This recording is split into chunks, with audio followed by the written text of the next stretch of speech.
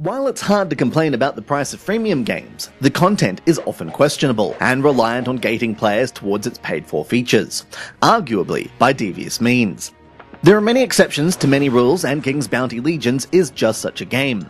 Either playable on the PC through Facebook or via iOS on your iPad, it's a scaled-down version of the popular turn-based tactical title that retains the combat and trades resource management for crafting and energy. Before you run away, let's talk about what you can do when you can't do anything, as it's one of the major flaws of the freemium system.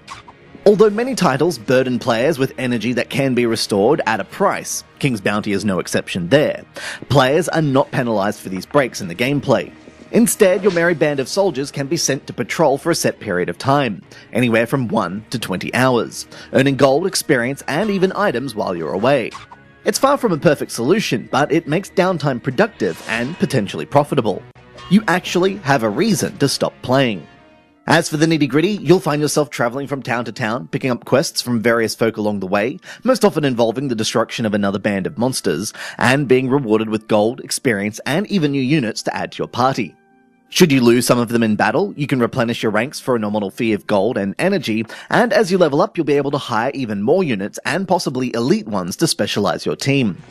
Combat itself is played out in a turn-based hex grid field, with units taking turns based on their initiative. Most units feature a special attack that can be used to your tactical advantage, though spell scrolls can also be used by the player to change the outcome dramatically.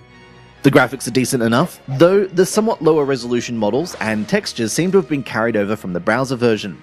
This does make for speedier loading, but the size of certain UI elements does make it feel like it was designed for an even larger screen than the iPad. The real crux of whether or not it's worth playing will be up to how you normally use your iPad. You'll need to be constantly online, and that may be enough to make the game too much of a hassle. If not, then there's no harm in trying King's Bounty Legions, especially if you're after a light tactical title. This has been Andrew with AppSpy.com. We review, you decide.